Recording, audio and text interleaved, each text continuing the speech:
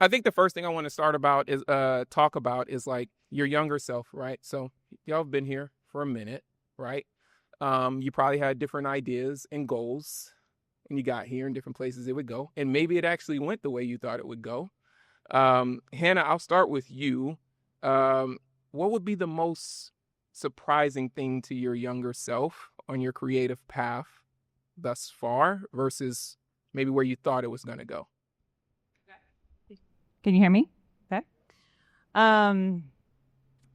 I honestly think I didn't have a lot of expectations. I came from a family where I very clearly remember my dad saying, "You can't make money in the arts." And I was like, hold my beer. And so that gave me a lot of, I had to prove something a little bit more, not to against my dad. I love my father, but more for myself. Yeah. And so I didn't know what I was doing. I have always been creative. I started in painting and drawing and photography. And then I studied abroad in London at an art school, AIU, and my teachers were real artists with real creative jobs. My illustrator was working for Selvages, and the seamstress used to work for Stella McCartney, and the photographer worked for Vogue. And I was like, holy shit, I can like do this and like have a real career and like prove my dad wrong. And so it was just about showing up and figuring it out. And then it kind of evolved there. I didn't have an expectation, which was kind of nice. I think not having an expectation is the best. Yeah. You can never be upset. Yeah. Austin, how about you? Same thing. I'm August. Sorry. No worries. So my younger self, I was so shy. I don't think I ordered at a restaurant till I was like 22. And like, how did you eat? Even just somebody did it for me. Like sitting in front of this many people with like out my hand shaking is kind of wild, like to me. So I guess my younger self would have been blown away by that. To have taught, run teams and do all that. It's really weird because you think of yourself never changing from here on out. Yeah. But you're going to be a little different, I think, is what I learned. What before we pass it, what do you feel like changed? Like, what did you start to get more comfortable with? I mean, I'm not confident. Like, I didn't do, but I think I was able to, I drew pictures as a little kid to kind of communicate, like to be like, I want to hang out, like, or I want you to pay attention to me. And I think I still do that. Instead of like being a fine artist, I work with clients, graphic design to creative direction. I want people to be happy with the work we make. And I also love talking to people side to side and looking at something else.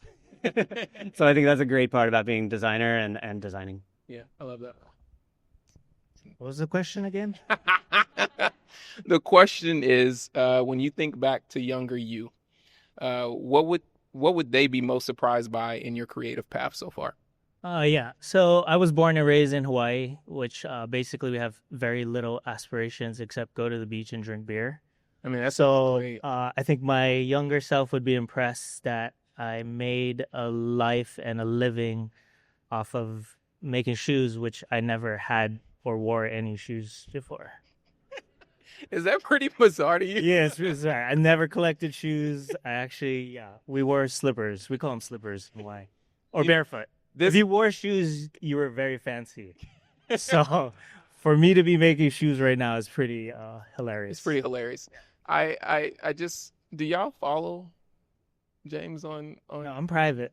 Okay, so I just want to like highlight something about what he just said is there's a world of people who put all of this value on sneakers, especially in the aftermarket.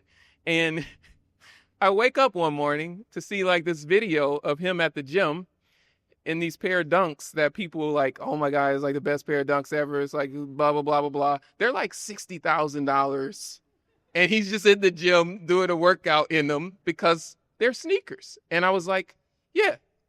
And what you just said makes a ton of sense to me. Yeah, I feel like it sort of working in this job that I'm in, not putting it on such a high pedestal Yeah, allows me to be reckless with it. So I love it. it's very dangerous. Hannah, I'm gonna swing it back to you. So you've done a couple of different things, yeah? You've fashion, you got lifestyle, and now we're talking about this coffee journey, right? Yeah. Yeah. What stayed constant for you when it comes to that creative identity for you in this path, through those different shifts, and what's like maybe the connected thread? Yeah, I think that to me, it's the storyline, just building that storyline. I think, I know you were saying fashion and lifestyle and coffee. To me, they kind of all feel like they have a bit of lifestyle to them. Yeah. Something that like I could resonate at a heart level with, that I could dive into, and building that storyline that people resonate with as well. And it's not just like copy, it's the aesthetics, the experience. It could be a cafe you're walking into or skis that you're going down the hill in, but just having something that you tap into like a larger group. I think that's definitely the trend from all the brands that I've been with. Yeah. It's the community aspect, yeah? Absolutely, yeah. Yeah. Talk to me about instrument. And in particular, what I would like to ask you about is, like, you spoke a little bit about like sitting and looking at art and speaking to folks, right? How do you balance like the personal creativity with like the big work for clients and like wanting to deliver that big work? And specifically, like, what helps you keep that creative voice in the room? Because like clients push back, they have perspectives. They are 99% of the time wrong. Right? But they have the money and they have expectations, but then they're going to be pissed at you if you do agree to their idea and it's wrong. How do you balance that? Yeah, I mean, there's a point in which you have, so I work at Instrument. It's an agency. It's about 300 people. We service clients, large and small. And as a creative director, you're working not as the sole voice of the work. You're working with strategy, you're working with other disciplines and writers and tons of other brains. And, you know, there's a world in which you need to have a vision. I mean, I will always default to something I just really want to make and bend that into the problem. I don't think that's post-rationalizing. I don't even think post-rationalizing is a bad thing. I default to typography. It's like what I studied in school. It's my favorite thing. I love letters. But I don't tell people that when I'm solving their problem. It's just kind of like a happy accident. Taste is something my colleagues and I have been talking about a lot. It's not a word that is used everywhere all the time. It's used differently in different things. It's a kept thing. It's so many things. But I've been reading about it a lot, and I want to start using it again. I think everyone has their taste, and that's awesome. There's no bad taste, but we need to find similar tastes or appreciate each other's tastes to get that agreement, to get that a client to sign off. Yeah, it's funny you mentioned taste because that's been coming up a lot lately in my conversations as well, and I think it's like we're all figuring out what's happening in this modern world. Well, I hope AI is not in the room because like I do think that like the one thing it can't kind of have is taste, because it can do everything. And that started to break open the conversation, I think, a little bit, because if you're using taste as like these people have good taste, these have bad taste, that's purely disgusting. But if you're using it as like you have amazing taste because of who you are and how you came about and there's no one like you, that's pretty exciting and pretty anti-AI if we're gonna take the conversation there. Yeah, we do. I don't want to go too crazy because Love AI. I feel like it just might generate us into a whole. But I have a lot of thoughts around that. But we'll put a pin on that for now. James, so we talked a little bit about it, but you've been instrumental in helping shape a lot of different cultural moments during your time at Swoosh. What part of your creative style do you say would uniquely be connected back to here in Portland? Yeah. So I lived in Hawaii. I moved to Los Angeles. I lived there for about 12 years, studied and practiced architecture, which was not fun, and then quit. I moved to New York City and I lived there for 3 odd years. And then I got recruited back to LA and got recruited to, I work for a skate company called Lakai. Yeah. 2000s. They just started, so it was sick. And Clay Footwear. And then someone sent me an email, Nike recruited me, they were starting skateboarding. Yeah. And so I say all this to say is when I moved, where I went out for the visit, I was like, where is Oregon? So I'm from an island, so I don't know shit. So they were like, Portland. I was like, oh, that's in Washington or by Seattle. They're like, no, there's another state in between California and Washington. It's called Oregon. So when I came out here, I had no idea where this place was, what it was about. And so I think to answer your question, been here about 20 years now. I have 3 small kids as well. What I love about Portland is, that saying, keep Portland weird. Yep. Like it's like okay to be different here, right? And so I really love, I love that because I think in a lot of the work that I do really pisses a lot of people off within the business because it's so weird. And so I feel like Portland is, it's kind of a place. I used to play this game confidentially, Halloween costume or real life, because I didn't know if people were walking around in their Halloween costume in September or if that was actually real life. So, Portland's very weird, so it's good for that. I'm happy for my kids because they can be weird and it's fun. It's all right because everyone's really weird. Yeah, everybody just does their own thing out here. Like I'm from Louisiana, and when people come out here to visit us, they're like, "What are y'all doing out there?" I was like, "Our thing." The other thing I'll add to when I came out here, I have a lot of friends from Scandinavia and stuff. It's really rainy and dark most of the year, so people got a lot of hobbies. So I mean, you're in a band, you're microbrewing, you're like building Legos, you're playing Dungeons and Dragons, like just a lot of shit to do when it's raining for 9 months. I mean, that's what I tell people. They're like, "Why does all this shit come out of Portland?" I was like, "Cause we ain't got nothing else to do." There ain't nothing else. That's right. Like California is so nice out, no one's ever doing anything like that. So, and that's why in the summertime everyone comes out to these events because they've been doing it for 9 months. This question is for all of you. What's one pivot point in your path? This could go either way moment that ended up defining your direction. Yeah. They said, Hanna, you haven't spoken a moment. Okay. Well, I think my career's had a couple pivots. But I do think that the pivot that I took right before to get to Stumptown is interesting. So I'll talk about that one.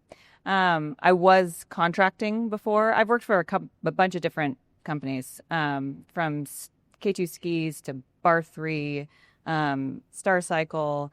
And then I've owned my own agency at one time. And then I went contracting after Star Cycle. I had an opportunity to work with Lance Armstrong. So I had a retainer with him. I was doing some cool stuff with a Pilates studio in San Francisco. I was working for some VC firms in San Francisco and New York. And I was kind of doing everything that I really wanted to. Like I was traveling a lot and it was like romantic and it was just rad. And then I had this opportunity there was an RFP for the Tour de France women's. For the strategy of that when it was coming back.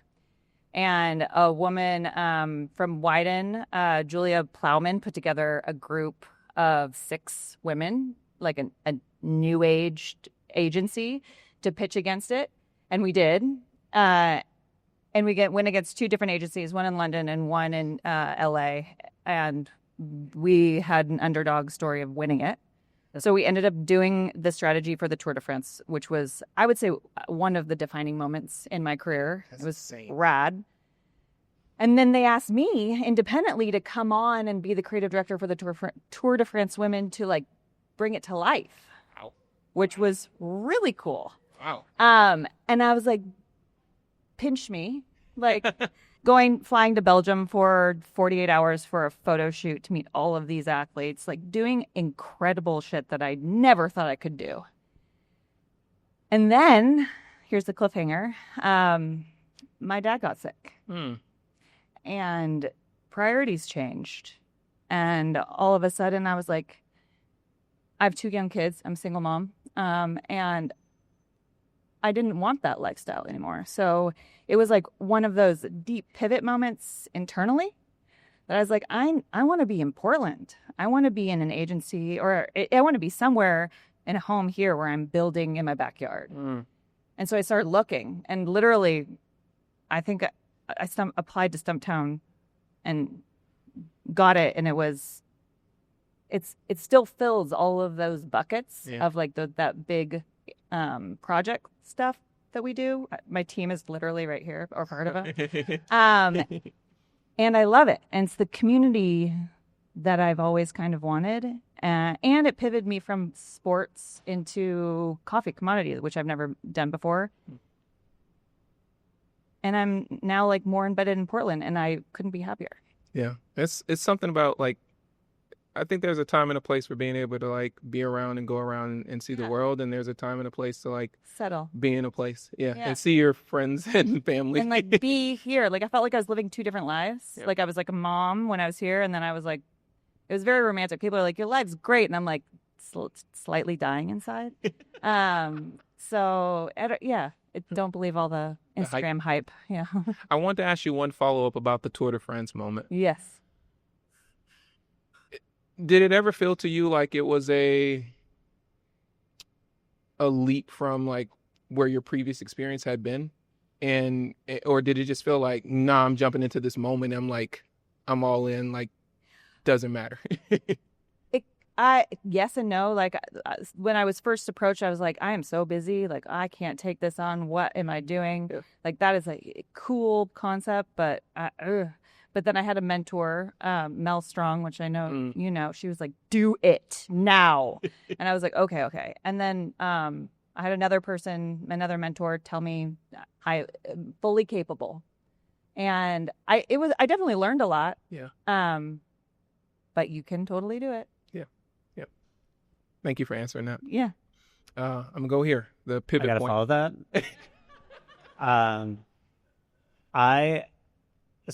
I've been really, really, really fucking lucky and privileged, and it's all due to people that had no reason to help me out, but they did. I went to school in Kansas, studied design, traditional graphic design, was going to hightail it to New York City and become a book cover designer forever. And I did that for about a month. And then I was like, okay, what's next? What's another thing I can design? And I bounced around to like 15 jobs in like 12 years in New York. But I had these mentors, these like designers. I worked at MoMA for many years with some amazing people. Julia Hoffman, who's now at Google. I worked with Jenna Lyons, was my boss at J. Crew for years, who like was nice to me, like really, really nice to me. I'm not a fashion person at all. And she was like, oh, you're weird. Come with me. So all these people started to build that confidence in me. And what I realized, and I'm also really old, so like that I had not really had an education in digital design. I'd never made a website, never made a digital product. And the world was looking good on the web. Like the NewYorkTimes.com started to look nice. And I was like, oh, this is typography. So I pivoted and it sucked. Learning, this is what I tell my designers, learning sucks while it's happening. Oh, yeah. And it sucked for about 2 years to try to like break out of traditional graphic design and marketing into some sort of digital thing. It was embarrassing as hell. I stood up in front of like this many product designers and asked what a hamburger nav was. And no one even laughed because they thought that was so like wild that I didn't know. It's a stupid name for 3 lines. But getting through all that, I ended up working in like digital product design, digital agencies now at Instrument. And what's wild is that pivot. Now I work with designers who came up as engineers, as UX designers, amazing at their craft. And you give them a blank book cover and they're like, what do I do here? Like, do I imagine something? And I'm like, oh yeah, I know how to do that too. So I think I don't want to create a binary, but there's so many different types of design and creativity. And I just had to explore them all. And I was really lucky to do so. I think that's super dope, but I love you gotta take it. You gotta take it. You have to take it. Okay, yes. Are you still asking a question? No, I was just gonna say I love what you said about the pivot, and it does suck. Like, but it is a part of the process, and like, I think we all get in our heads when we get proficient at something. It's hard to leave that because you're like, no, I'm really proficient at this. I don't want to go suck again. But I mean, growth is sucking for a bit. Yeah, I mean, I'm really jealous of people who do one thing amazingly for their whole career. Yeah. All of you out there. Is that that's still a thing? So cool. People do it, and they're geniuses. I've never had that attention span, and I had to come to grips with it that like, oh, I'm a dilettante, or I'm somebody who like tries everything. Yeah. But I think at the end of the day, it starts to make sense, and you start to see where the value is. Yeah, totally. You can't avoid it. You need me to repeat it? Yeah, I should go first, man. I got a short attention span. It is, what's one pivot in your path that this could either go one type of way moment that ended up defining your direction? All right. Yeah. So, growing up in Hawaii, family of immigrants, I was the first kid that went to college. So, when my father was able to get me to college, I was like, I'm going to go into fashion. And he's like, nah, fashion ain't a job. I was like, I'm going to go into painting. He's like, nah, that's not a job. He was an engineer. Oh, yeah, yeah. So it's like, you're going to do architecture. I was like, what's that? He's like, it's art and it's engineering. It's beautiful. So I went into architecture. Like I said before, it was very difficult. I don't know if anyone here has gone to architecture school, but it is, I don't think I slept for 5 years. It's a 5-year program. But within that, I felt like once you slog through school, the job was going to be amazing. So I got out of college and my theory professor recruited me into his firm. Theory is terrible. I don't know if any of you studied theory. I was terrible at it. So the fact that my professor recruited me was a sheer miracle. Yeah. So when I worked in architecture, there came a point where I was like, this is not what I want to do. And I talked to a lot of project architects that were there, and they're like, man, if you don't love this, like, you got to get out, right? And so I think the big pivot for me was I worked in downtown LA, and they had a recruiting session for like an airline company. I think it was Delta. Like, you could be a steward, and I went. It was like an open casting call. You're trying to get the Delta. Get a job. So I was like, this is a great job. You can fly for free and go see the world, and you get paid. So I applied to that, and I quit. And my dad was like, I told my dad it was my last week. I didn't tell him that I was quitting, and he didn't talk to me for like a year. Oh my! But anyhow, I quit. I didn't get the airline job, so that sucked. And so I ended up working at a sushi restaurant with a friend that his dad was a sushi chef. Yeah. And I got fired from there as well for eating all the sushi after people left. Anyhow. Wait, after people left, you got fired? I never ate sushi before. It was too expensive. So I was like, I work at a restaurant. I don't have to buy food. I can just eat all the leftover food. Yeah, I agree. Long story short, I think the pivot was basically taking a risk from the path that my parents had set for me. And trying it on my own. My mom still kind of reached out to me, see if I was still alive. But, my father almost disowned me at that point. He was so proud that I was in this massive firm working on one of the largest projects in LA. It's the Cathedral right next to the Frank Gehry building. And so for me, being where I'm at now, I mean, I don't think he still knows what I do because, he's very traditional. But he knows what Nike But he knows Nike. Yeah. And he knows Tiger. He's a golfer, so he loves Tiger Woods. So when I left skateboarding and I went into golf, and that was, I think, the first time my dad saw me. He was like, oh, my God, you work with Tiger Woods? He bought all the gear, showed up at the golf course. People thought he was sponsored. And he's like, my son works for Nike Golf. Everything else was a wash that I've done. So he was hyped. I got him a framed hat. Tiger Woods signed it. You're not supposed to ask athletes. Yeah, but I knew the sports marketing person, and they got it signed. He built a box for it. It's framed in the bar. It has colored lights. My dad don't put shit on the wall, but the hat is right there. I rub this in every time I got the chance. I'd be like, remember, I got you that hat. Yeah. And then I got Michelle Wee to sign a thing for my mom, and that was it. I'm a good son now. You're a good son now. I'm a good son. Is there any part of architecture that shows up in the work that you do today?